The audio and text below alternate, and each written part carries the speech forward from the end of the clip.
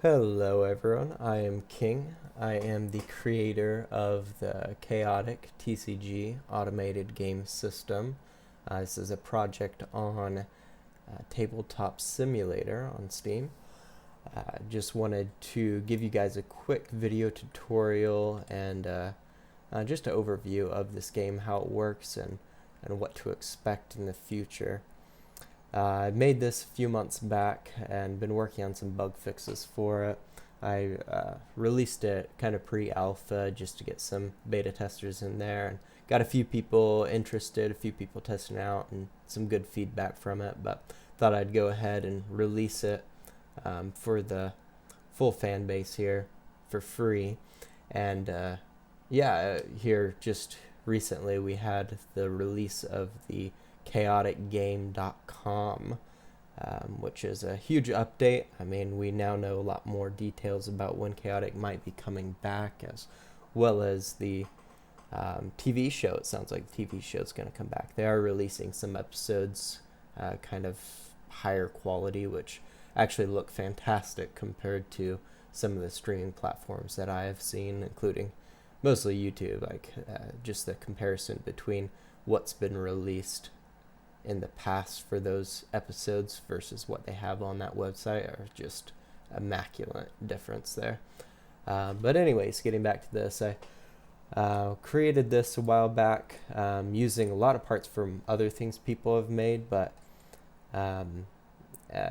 so added a lot of coding automation to make the gameplay more seamless and actually usable versus some of the old projects. I really appreciate what they've done. They created a lot of the models for the cards and for these scanners, as well as this board itself, putting this board out there. And so I used a lot of those models that other people have created, but just being able to take that and piece it all together into something a little more fleshed out, I think people will really like what we have going on here. To start us off, this system that we have here, it's a economy based system, and so I am planning to release just a free open source one where you can get access to any of these boxes without an economy system. Now this is an internal economy system, so this isn't actual money you'll be paying, but just something that you can do with your friends to keep track of where you're at and have some actual gameplay, versus how a lot of these systems do it is you get all couple thousand cards right in front of your face, and you have to sift through all these cards to figure out what you want to use. This will just break it down a little more into like a actual game mode where you can buy decks and have those decks randomized to be able to use cards to add to your collection to face off against friends. So to start off here, each player starts with 100 points, and you can see that in your economy window, clicking on the top left button up here, economy. So you can see that there. If we close out of that, you also see we have a battle window as well. So this is their battle interface to use during the gameplay. We'll get into that later. And then there's a GM window, which you can't get access to unless you're sitting in that GM color seat. So if we go into that here, we can open that up, and that just gives you access to be able to increase, lower the amount of points that players have to get more access to things. So if you just want to test things out, give yourself a ton of points just to buy things and play the game, then you can do that as well. So yeah, I'm gonna go ahead and jump in to red here. So if I jump in, me being on the red side, I'm gonna go ahead and start myself off with an Underworld Dawn of Param deck here, and this is a starter deck, so I do model each of these decks after what actually existed back in the day. And so if you see here, I have 100 points. It's best to buy this. Now these do cost, say, like 25 a piece there, 30 a piece there. You don't, everything's randomized, and so you may not get everything you need if you start off with one of these decks. So I highly recommend when you play this game to start off with one of the starter decks. So if I go ahead and click on that, open this up, it will create that deck for you. All the cards are stored in these bags back behind, as well as the models that you'll see back there. So don't interrupt this process, let it go through it. It stores everything, puts it in the box for you. Just the best system that I could find to work for this, just to get the coding to work a little more flawlessly. So we're going to go ahead and wait for that to load. But while we're waiting, I'm going to go ahead and switch over. Okay, it looks like it just finished. I'm going to switch over to the blue side and buy an overworld deck here for the blue side. There we are. And now if I switch on back to red, there we go. You can see I can go ahead and pull up the, or pull out the box here that was stored inside. There's 54 items in the container, just like we had back in the day. Actually, one of those might not have been in there. But we could pull things out here. So you have your music counter that you can set aside. And then there's a rule book that's included in each deck there. That's not necessarily needed. Now, if you, just game mechanic here, if you hover over the box and you double click, I believe 9, or maybe just single click the 9 on your keyboard, then that will pull up everything into your deck here. Now this is the preset, like what we actually had with the characters, and so if you get 2 of these boxes, pretty much all of this is going to be exactly the same. The only thing that's different is each box did include 4 random rare or super rare, ultra rare cards. I guess ultra rare may not have been as big of a thing at that point, but so we can go ahead and pull those out and see what those were. We have a Kiru City here. It's a pretty decent card. Good for Overworld, but definitely not Underworld deck, so that's kind of disappointing there. Stone Mail. Stone Mail was actually pretty OP, I believe. Yeah. We got a Mepedian here. Song of Deflection. That's not too terrible. This could be useful if you're going up against Mepedians, but Spectral Viewers, yeah.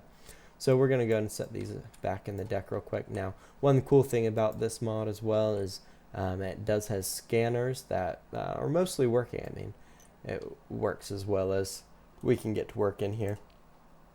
So you take the scanner, you can click the turn on button and see the little interface here. Now you have a collect all, place all, and then each type here. So if you see, if I click on one, if there was any, say, battle gear in this box, it would give me all those battle gear. But if you double click it, it will actually place the battle gear in there. So if you see, I can place that battle gear in there. Same with locations, creatures, yada yada. But then also, if you want, you can just click the place all and have everything in your hand specifically go into the deck, or the deck holder, I'd say, scanner. And then, so if you want to set up your deck, you could just set it aside right here, or set out your playing cards. You can just click on what you want. So say we need locations. We can go ahead and click locations and pull all that into our hand right here. And now there are, let's see, 1, 2, 3, 4, 5, 6, 7, 8, 9, 10, 11. There are 11. Oh, right. With Curious City added, there's 11. So I'm going to take Curious City and actually set that aside because that would be more useful to my partner than myself. And then I can actually take all of these, drag them out, and then you want to click G on your keyboard, and that groups them together. And you can go ahead and set that aside for the moment just so it's not in the way. Then I'm going to do the same. Let's see, I'll pull up some attacks here. And it looks like it's giving me 20 attack cards, which is actually the amount that you need. Didn't get any extras there. So pretty easy to start off. I mean, other than those rare cards, you'll kind of have everything you need for a quick 6-on-6 game. But you can do shorter games if you want as well in this game mode. So we got attacks, we got locations. Let's go ahead and pull up our music. I'm not really going to do anything too specific. I guess it is still pretty obvious. I'm just going to set up a quick 3-on-3 here. So we're just going to set a few of these aside. You can just put them right back into the container. And then we're going to take these and set them aside. And same thing with creatures. We're going to pull those creatures out. Let me just put 3 back. Doesn't really matter. I'd probably do a different setup if I was actually paying attention to this, but we're just getting this going. And then what's left? Battle gear. I'm going to go ahead and pull up battle gear here. And we only need 3 of these as well. We'll go ahead and take that stone mill. And then put those aside. And then I'm going to just click the place all to get those back in there. Alright, now that we have all these cards, we're going to go ahead and pick all of them up here. There we are. Take all those cards into our hand. And now I'm going to actually switch to the blue side and do a quick setup over here, just to show you guys. So we're going to take that box out. This is the Overworld starter deck.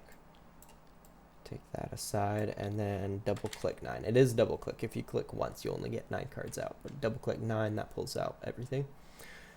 Oh, looks like we did get a rare Nadrin. Nice. That is a fantastic starting card. So I'm going to go ahead and set that up. And I'm going to set Battle Gear out. Battle Gear. Oh, wait. I guess I have it right here. Battle Gear. And then let's pull 2 more creatures out. There we go. And we're going to grab one of these scanners for this side. There we go. Alright, so we're going to go ahead and place back all the Battle Gear and creatures. And as far as the locations and everything go, we do have the 1 extra there. We have 1 extra there. That were the rare ones. And then we're just going to put 3 of these back for a quick setup. Alright, so now with that out of the way, I do need to switch back to red real quick just to place out my creatures. Now normally, when you're playing against someone, you will just simply have your own deck to worry about, so you won't have to do that switch back and forth. But now let's just get this set up a little more how it was back in the day. Now, with the placement, it does lock into certain specific spots. There are 2 spots, one for the creature and one for the battle gear. Sometimes it's a little glitchy and pops them on top of each other, but we should be working most of that out. There we are. All set there, and then I'll quickly go ahead and set this up just so we have something. Now, if you will notice, with the creatures, each creature actually has a set value to them. So each time you open up a creature, a randomized set value will be created for them. And now how this works is there's coding that basically plugs in what that courage and power, wisdom, and speed are, and as well as health.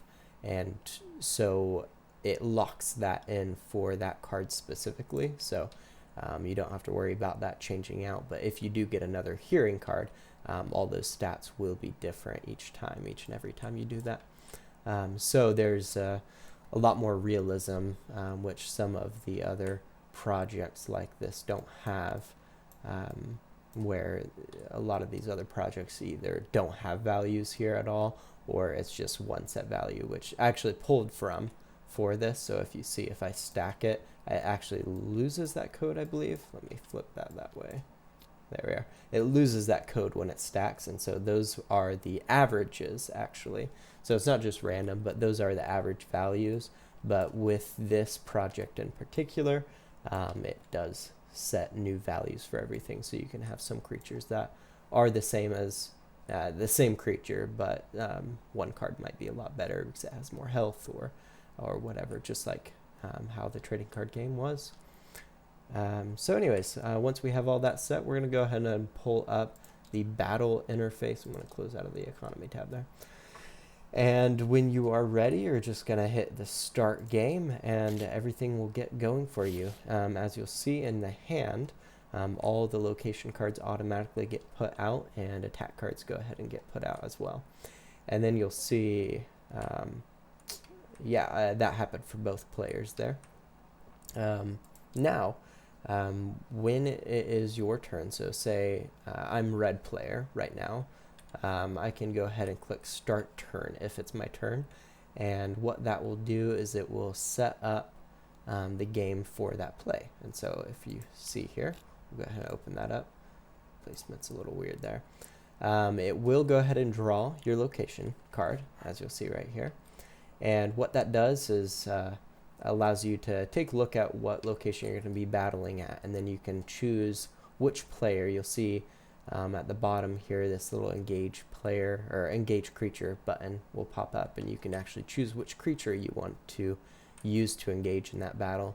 And so say I choose hearing, I'm going to go ahead and click engage creature, and that will lock that creature in and actually even set those values in this window for you, and so you don't have to go through and set it, as well as it's tied to this already, so if you prefer using this, it will set those values here as well. And then, because I'm red player, I can't set the value for my opponent, so if I switch back over here and pop in on this side, I can choose, well, I guess they would choose for me which one they want to engage, but I would have to be the one to click it. So say they engage Nadrin here. I'll go ahead and set that creature as well. And now that both are set, you'll see that everything is set up down in here. All stats are set. And now, now you can get going on the game. So you see at the bottom here, you went ahead and drew the 2 cards that it starts you with, but when it is your turn, then you're going to go ahead and draw that next card. Now, initiation or initiative is determined by the players, and so there's no indicator in the coding to tell you who should play first, but it's pretty self-explanatory. You just look at the cards and see who has that initiative. And so for this game, the Underworlders have the initiative, which would be player red here, or player 2. And so for player 2, you'd go ahead and, yes, draw that card. You have your hand here that you can look at. If you hold down Alt, you can see the card closer, and then just use your scroll wheel to scroll in and out to look at that up close, and you can kind of hover over each to see which one you want to play. Once you have a card that you want to play, you're going to go ahead and play that down, and then you can just hit this button, use attack, and I believe as soon as you hit that, then everything updates for you. So if you see here, if I use this attack being hearing doesn't have fire ability, so it would just be the native power challenge. And with this power challenge, it does look like hearing does have Nadrin be on power. Oh, no, he doesn't. No. Hearing has 20. I was looking at courage there. Hearing has 20, and Nadrin has 40 there. So Nadrin would beat hearing. So if I use this, it will actually not do any damage. But if we check here, see, this one has a native 5 damage that it does. So if I use this, you'll see Nadrin's energy actually drop down by 5 just in a second here. And then it will go ahead and play in the discard. Now you want to be careful with these cards because as I showed earlier, when you stack cards, that coding that is set up actually deactivates. For some reason, when you stack cards, it doesn't register as an individual card. So if you play down this card and you want to use the attack, you want to use it separately, and it will discard the card for you. But if I stack it on there, that coding goes away. And so make sure you set it aside when you use it, and then you can pop it down there, and you'll see that one was a courage check, which hearing does have 75 courage.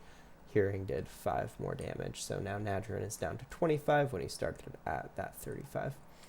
And yeah, that's basically how all that works. Once you are finished, once one of the players gets all the way down, I guess, yeah, you can't actually interact with the other players' stats, by the way, too. That's important thing there. But yeah, once one creature's health drops all the way down, and you can actually mark this before it drops all the way down, you can indicate which player won the battle. And so say Nadrin won, we would say that player won the battle. Go ahead and click on that, and you'll see automatically hearing and his battle gear disappears. He drops actually in the discard pile here, and all my attack cards got reshuffled. My location card actually dropped to the back of the deck there, and you're ready for your next battle. Now I don't have set movement, and so if say hearing was attacking hearing one, hearing would automatically move to that spot, but that's something that you can do yourself, move that creature over if you would like to move your creature. If you are engaging in battle and you don't end up wanting to battle and you just want to move. So say it is player 1 or blue first here.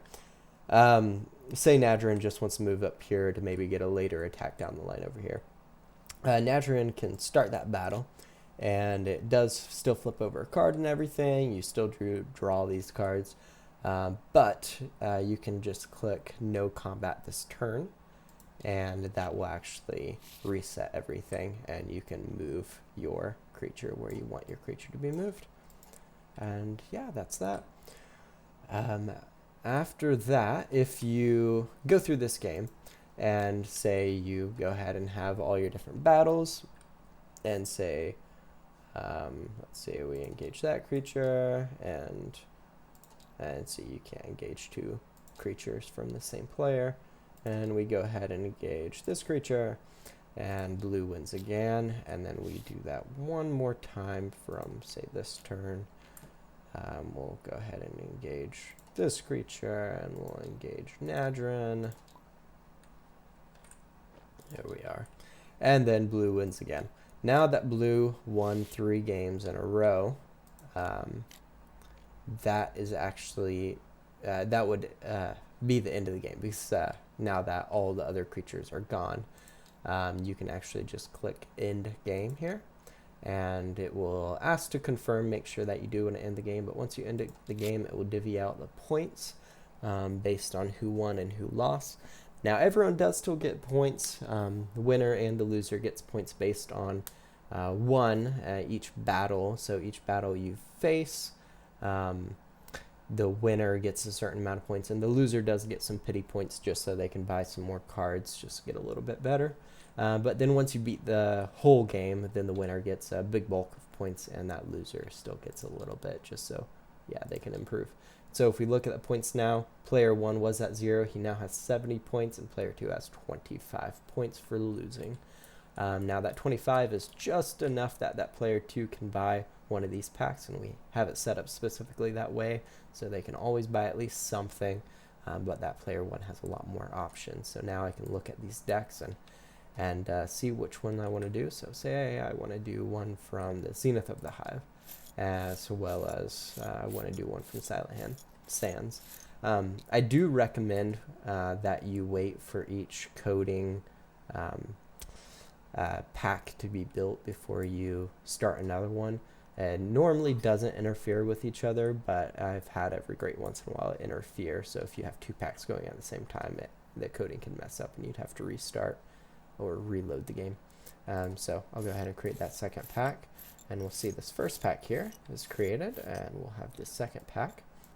Now, with the starter decks, they are preset decks that are based on when the game was out, what preset cards would have been in there.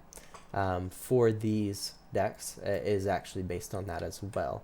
And so if we pick both up here, bring them on over, you'll see out of all, let's see, if we look in the back here, Zenith of the Hive, there's 102 cards in that deck, and so it does pick a random assortment of those cards based on how many rares you'd get, how many commons you'd get, and uncommons. Same with Silent Sand and all of them really.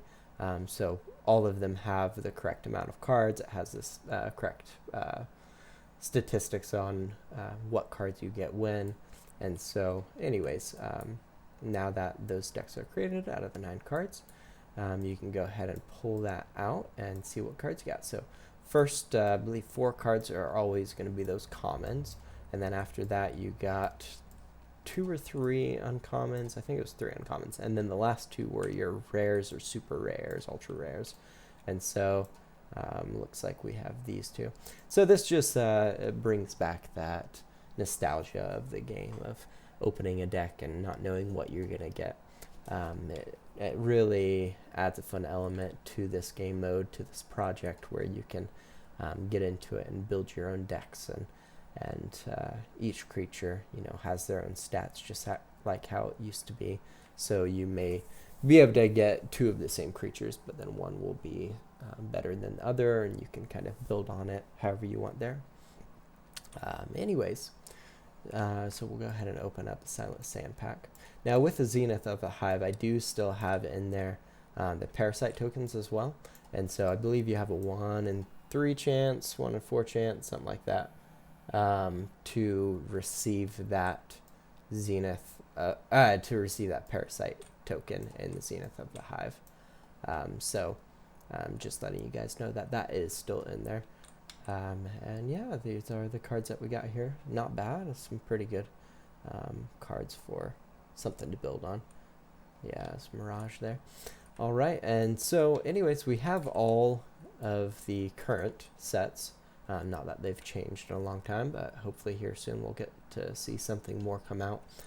But yeah, we have Beyond the Doors and Rise of Oligarch and all of these different sets, as well as all of the starter decks that you can buy as well. Now for the economy system, as you go up in the decks, the price does increase. That's more so just for fun, just to add a fun element of if you want to, improve your deck with more rare cards, then there's a kind of rarity system there.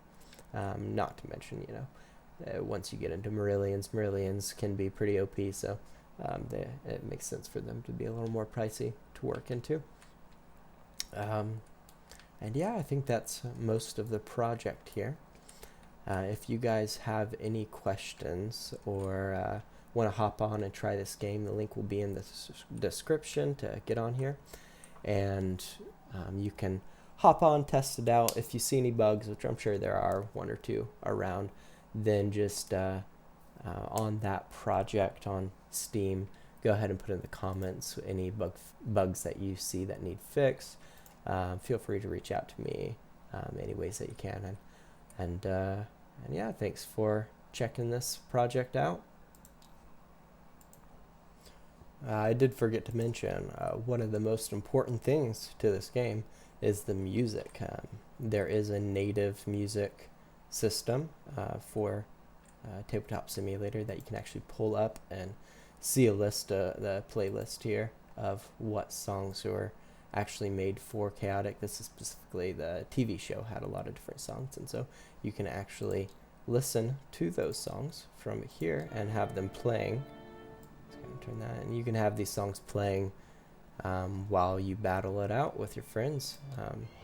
Quite a few of them in here. Some of them that I didn't even recognize. So yeah, feel free to check them out. And thanks for watching. Bye.